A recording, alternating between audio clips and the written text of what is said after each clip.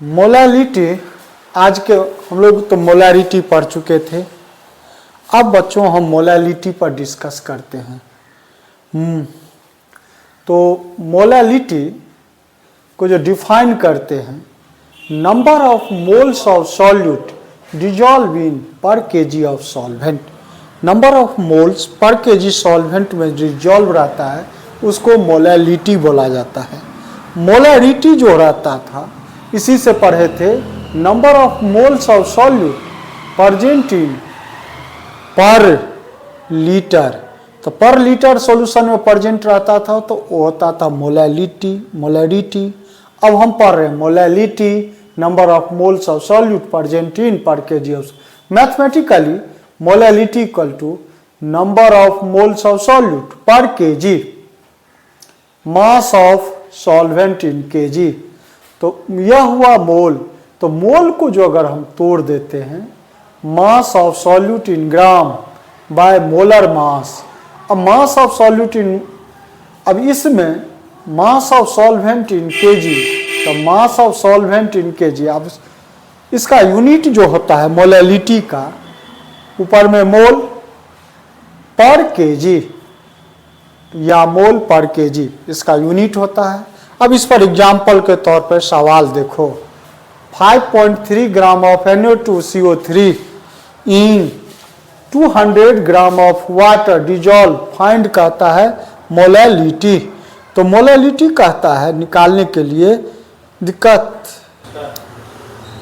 5 अब एग्जाम्पल के तौर पर देखते हैं, 5.3 gram of Na2CO3 in 200 gram of water dissolve find कहता है मोलैलिटी करने के लिए। तो मोलैलिटी जो हम लोग निकालते हैं, ऊपर में मास of solute in gram by molar मास। तो इसमें इसका मास जो है 5.3 ग्राम है मास। इस वक्त में molality mass of solute in gram, mass है 5.3 बाय मोलर मास। अब Na2CO3 है, इसको जो मोलर मास जो निकालेंगे तो मोलर मास इसका निकल जाएगा 106। Molar mass 106। बार बार हम लोग देखे हैं मोलर मास कैसे निकालते हैं। हम हर हमेशा जो जानते हैं सोडियम का एटॉमिक वेट होता है 23 × 2 प्लस कार्बन का होता है 12 प्लस ऑक्सीजन 16 × 3, जोड़ के हम लोग जो देखेंगे करेंगे तो 106 होगा। अब इसमें 106 bye mass of solvent in kg. तो मास ऑफ सॉल्वेंट देखिए, मास ऑफ सॉल्वेंट वाटर जो है सो 200 ग्राम है। अब इसको जो हम लोग यूज करेंगे, ग्राम को सॉल्वेंट केजी में बदल 1000 से डिवाइड किए।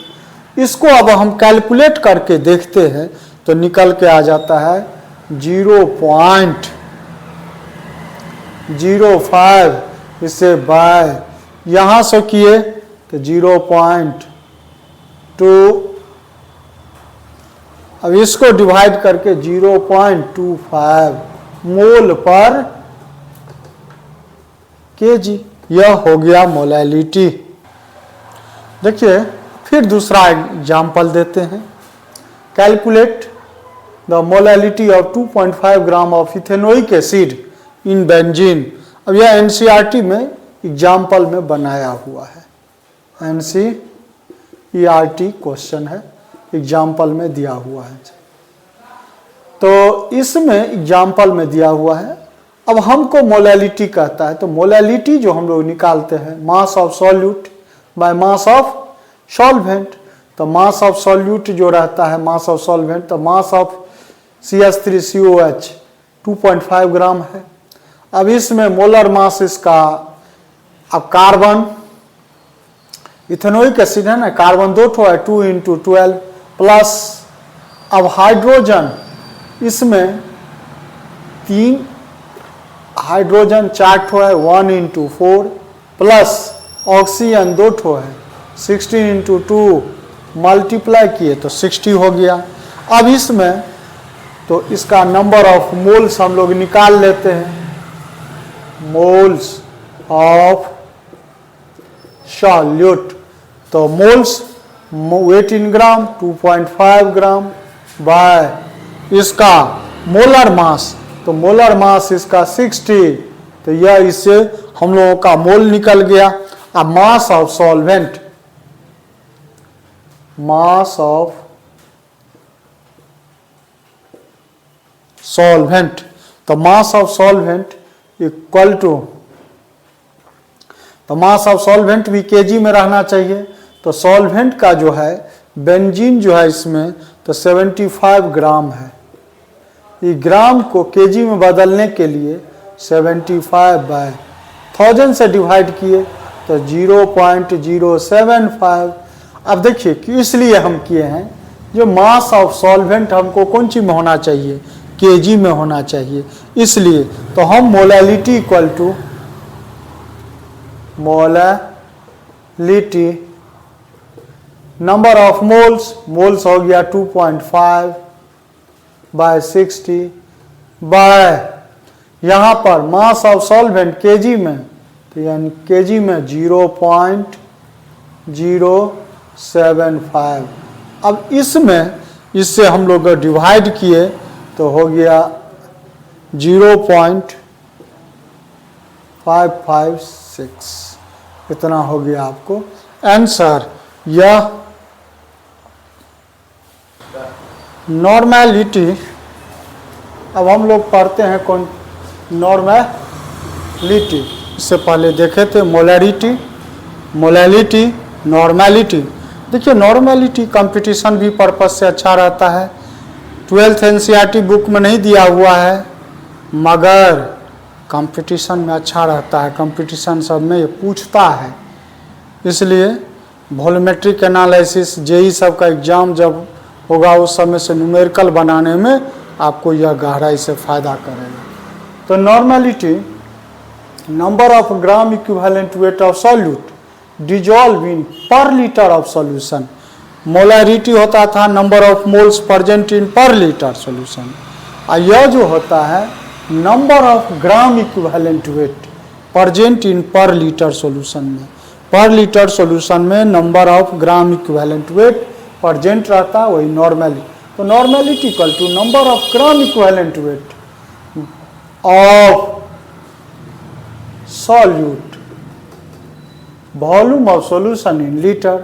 तो देखिए number of gram equivalent wait जो होता है W बाई वेट बाई को हम लोग कहते हैं number of gram equivalent wait.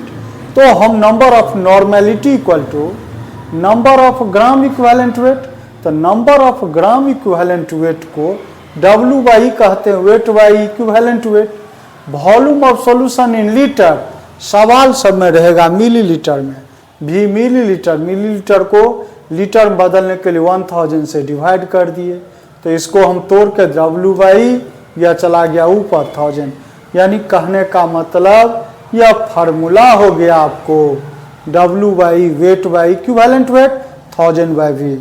W हो गया वेट ऑफ सॉल्यूट इन ग्राम, ये हो गया इक्विवेलेंट वेट। तो देखिए हम इक्विवेलेंट वेट के लिए निकालने के लिए अलग से वीडियो बना के आप दिए हुए हैं, और वैसे जब एक बार पुनः इक्विवेलेंट वेट को हम अच्छा से पढ़ाएंगे, और वैसे इक्विवेलेंट वेट हम आपको बनवा दिए हुए हैं, दिखा दिए हैं। तो इक्विवेलेंट वेट यह है। अब देखिए इस पर सवाल देखिए, हाँ अगर n इक्वल टू 1 सवाल में कैलकुलेट किए, नॉर्मेलिटी 1 हो गया तो सॉल्यूशन होगा normal solution, n equal to 1/2 होगा सॉल्यूशन होगा सेमी नॉर्मल, नेचर जो सॉल्यूशन का होगा सेमी नॉर्मल। अगर n इक्वल टू 1/10 होगा तो सॉल्यूशन का नेचर होगा डेसी नॉर्मल। अगर इसी में n इक्वल टू 1/100 होगा तो सेंटी नॉर्मल, सॉल्यूशन का नेचर होगा सेंटी नॉर्मल। इस तरह से सॉल्यूशन का नेचर चलता रहता है। अगर देखिए आप इसी में सवाल हम देखें 0.75 gram of CaOH dissolve in 200 millilitre of solution, find आपको नॉर्मेलिटी। तो नॉर्मेलिटी जो कहता है इसके निकालने के लिए आपको जरूरत पड़ेगा इक्विवेलेंट वेट। तो CaOH होल 2 है, यह बेस हुआ। बेस का जो इक्विवेलेंट वेट निकालते हैं उसका molar mass by acidity, OH 2 ठो है इसलिए। तो इसको पहले हम लोग इस सवाल बनाने में इक्विवेलेंट वेट निकाल लेंगे। इक्विवेलेंट वेट निकाल कर तब यहाँ पर डाल देंगे। मोलर मास आपको दिया हुआ है, तो इसमें इक्विवेलेंट वेट CaOH होल 2, तो CaOH होल 2 इसका मोलर मास CaOH होल 2 है। कैल्शियम होता है 40 प्लस 16 प्लस 1 16 1 17 होल 2, 17 दूना 34 34 बाय 2, यानी कहने का मतलब हो जाता है 37। तो हमको इसमें इसका इक्विवेलेंट वेट तो निकल गया 37, और वेट हुआ, वेट हमारा जो इसमें है कितना 0.7 ग्राम। तो इसका नॉर्मेलिटी हम लोग निकाल सकते हैं। तो normality equal to weight, weight आपको कितना दिया हुआ है 0.7 बाय इक्विवेलेंट वेट। अब इक्विवेलेंट वेट इसको हम निकाल के पहले ही रख दिए, कितना हुआ आपका इसका इक्विवेलेंट वेट, यानी 37। इक्विवेलेंट वेट है आपको 0.7 ग्राम, इक्विवेलेंट वेट है 37, यहाँ पर 37 इंटू 1000 वॉल्यूम मिलीलीटर 200 मिलीलीटर है इसको यह। अब यहाँ से सब यह दोनों कट गया, यह हो गया 100, यहाँ से यहाँ यह हो जाएगा 2। तो सबको डिवाइड करने के बाद यहाँ से बच, अब यह 2 कट गया, यानी हो गया कितना आपको 0.1 इक्विवेलेंट पर लीटर। यह आपको हुआ नॉर्मल। इसको हम देखते हैं नॉर्मेलिटी में, एक सॉल्यूशन को दूसरे सॉल्यूशन से, तो हम सीधा नॉर्मेलिटी देखें। अब एक सॉल्यूशन से दूसरे सॉल्यूशन को जो मिक्स करते हैं तब नॉर्मेलिटी क्या होता है। तो normality of solution mixing of 2 solution, मान लिए वॉल्यूम 1 सॉल्यूशन का वॉल्यूम V1 है, सॉल्यूशन के नॉर्मेलिटी उसका N1 है, मिक्स किए दूसरा सॉल्यूशन में वॉल्यूम V2, अनदर सॉल्यूशन के नॉर्मेलिटी उनका। तो नॉर्मेलिटी एक सॉल्यूशन के वॉल्यूम V1, दूसरा के लिए नॉर्मेलिटी N1, मिक्स किए वॉल्यूम V2, नॉर्मेलिटी N2। तो मिक्सिंग ऑफ द सॉल्यूशन जो हो जाएगा वॉल्यूम V1 प्लस V2, ठीक है। तो यानी गिवन सॉल्यूशन के लिए नॉर्मेलिटी जो होगा N1 V1 plus N2 V2। Third solution का जो होगा नॉर्मेलिटी N3। अब वॉल्यूम को दोनों को जोड़ दी, इसलिए N1 V1 equal to N2 V2। अब यह जो नॉर्मेलिटी द सॉल्यूशन निकल गया। अब इस सॉल्यूशन में अब यह नॉर्मेलिटी थर्ड, तो ऐसे सवाल में एक के वॉल्यूम एक के नॉर्मेलिटी दिया हुआ रहेगा, थर्ड के कहेगा, तो इस फार्मूला पर हम लोग बनाएंगे। अब देखिए relation between molarity and normality, molarity और नॉर्मेलिटी के बीच में हमको रिलेशन देखना है। तो नॉर्मेलिटी मोलरिटी के number of moles, volume of solution in litre. तो अब इसमें हम जो नॉर्मेलिटी के जो number of moles bye volume of solution in litre, फिर नॉर्मेलिटी में देखते हैं number of gram equivalent wait by volume of solution, दोनों को डिवाइड किए नॉर्मेलिटी बाय मोलरिटी। तो molar mass of solute by equivalent, उसको डिवाइड किए एक फैक्टर मान लो n मान लिए, तो normality equal to molarity into x। तो normality equal to m into x. X जो हुआ इंटीजर नंबर 1 2 3। अब जो एसिडिटी बेसिसिटी जितना रहता है ना नंबर वही होगा एक्स। मान लो जो इसमें नॉर्मल एच हम एक्स मान लिए नॉर्मेलिटी एक्स। अब इसमें H3PO4 है, एक्स का वैल्यू हो गया 3। यही नंबर n लो या x लो। तब इसमें नॉर्मेलिटी n इक्वल टू इसके लिए होगा normality equal to m into x. X है यहां पर हो गया 3m हो गया। CaOH 2 है, इसके लिए नॉर्मेलिटी होगा n इक्वल टू 2m, क्योंकि इस तरह से नॉर्मेलिटी और मोलैरिटी होता है। अब हम देखिए मोल फ्रैक्शन पर डिस्कस करते हैं। मोल फ्रैक्शन मतलब वही बिना कंपोनेंट का रेशियो। तो मोल फ्रैक्शन जो कहते हैं, तो मोल फ्रैक्शन क्या होता है, जिसका निकालना है उस कंपोनेंट का mole by total number of moles of solution. उस रेशियो को हम लोग मोल फ्रैक्शन कहेंगे। अब सपोज कीजिए यहाँ एक हाइड्रोजन है, ऑक्सीजन है और नाइट्रोजन है। हाइड्रोजन का मोल N1, ऑक्सीजन का मोल N2, नाइट्रोजन का मोल N3। तो मोल ऑफ सॉल्यूशन क्या होगा, मोल्स ऑफ सॉल्यूशन जो होगा से तीनों को हम ऐड करेंगे, N1 plus N2 plus N3। तो मोल फ्रैक्शन जिसका हम निकालना है हाइड्रोजन का मोल, तो यानी हाइड्रोजन का मोल कितना, मोल फ्रैक्शन कितना होगा, hydrogen mole by N1 plus N2 plus N3।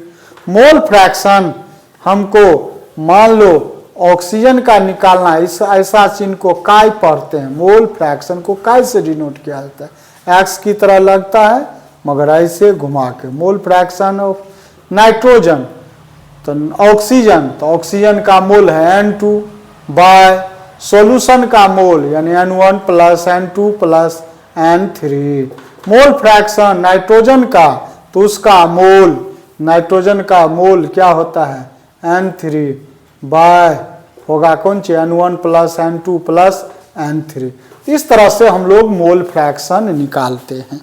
ठीक है, तो मोल फ्रैक्शन को जो डिफाइन करेंगे, the ratio of number of moles of one component to the total number of moles of all component present in solution. उसका mole और solution में जितना कंपोनेंट है दोनों का रेशियो कर देंगे तो मोल पर। हम लोग पूरा चैप्टर इसमें बाइनरी सॉल्यूशन के बारे में कहते पढ़ेंगे। तो बाइनरी सॉल्यूशन में मेड ऑफ 2 कंपोनेंट है, ए को सॉल्वेंट मान लिया, बी को सॉल्यूट मान लिया। तो मोल फ्रैक्शन हम ए के निकालते हैं तो उसका mole Na by mole of solution, दोनों को जोड़ देंगे Na plus Nb। Mole fraction of B, तो माने बी मीन्स हो गया सॉल्यूट, तो उसका मोल माने Nb सपोज किए थे, तो दोनों को जोड़ दो Na प्लस Nb। अगर मोल फ्रैक्शन ऑफ सॉल्यूशन पूछेगा तो दोनों को मोल फ्रैक्शन सॉल्यूशन के दोनों को जोड़ दिए XA प्लस XB, तो दोनों को जोड़कर वह निकलेगा मोल फ्रैक्शन। तो मोल फ्रैक्शन XA के बदला हम लोग यूज किए Na plus Nb plus mole fraction of B Nb by. अब दोनों को हम एलसीएम ले लिए। देखो यहाँ एलसीएम लेने से Na प्लस Nb, अब यह कट गया, यह हो गया Na प्लस यह एलसीएम लिए, ऊपर में बच गया कौन सी Nb, दोनों को काट दिए तो कितना हो गया 1। यानी mole fraction of solution equal to कितना होता है 1। तो सॉल्यूशन का मोल फ्रैक्शन 1 होता है। अगर किसी कंपोनेंट का मोल फ्रैक्शन करने का मतलब XA plus XB equal to 1, mole fraction solute का जो XA का वैल्यू कितना होगा तो 1 माइनस XB। यानी मोल फ्रैक्शन इससे स्पष्ट हो गया, 1 से ज्यादा नहीं होगा। अगर किसी कंपोनेंट का मोल फ्रैक्शन कहेगा तो 1 से कम ही होगा। दूसरा का कहेगा तो मोल फ्रैक्शन 1 से कम ही हो। दोनों को जोड़ेंगे तो मोल फ्रैक्शन सॉल्यूशन का कितना निकलता है, 1 निकलता है। इस तरह से हम लोग मोल फ्रैक्शन, अब इस पर ये हम लोग फिजिकल यूनिट देख रहे हैं। अब फिजिकल यूनिट के पर हम देखते हैं जो क्या होता है। हम देखते हैं मास परसेंटेज। मास परसेंटेज जो होता है जिसका निकालते हैं 100 पार्ट सॉल्यूट में जितना उसका कंपोनेंट का सॉल्यूशन का जो प्रेजेंट रहता है वह कहलाता है मास परसेंटेज। तो number of parts bye mass of one component present in 100 parts bye mass of solution is called mass percentage. यानी मास परसेंटेज किसी का निकालना mass of one component bye mass of solution, तो जिसका मास उसके bye mass of solution into 100, इस तरह से। तो सॉल्यूशन हैज बीन प्रिपेयर्ड, हम सवाल के तौर पर देखते हैं तो एक सॉल्यूशन में 5 ग्राम यूरिया है, 90 डिजोल्व है 95 ग्राम वाटर में। अब इसका मास परसेंटेज कहता है निकाल, what is mass percentage of urea in the solution. A solution has been prepared 5 gram urea in 95 gram of water. 95 gram water में 5 ग्राम यूरिया डाला हुआ, मास परसेंटेज। तो mass of urea equal to 5 gram mass of water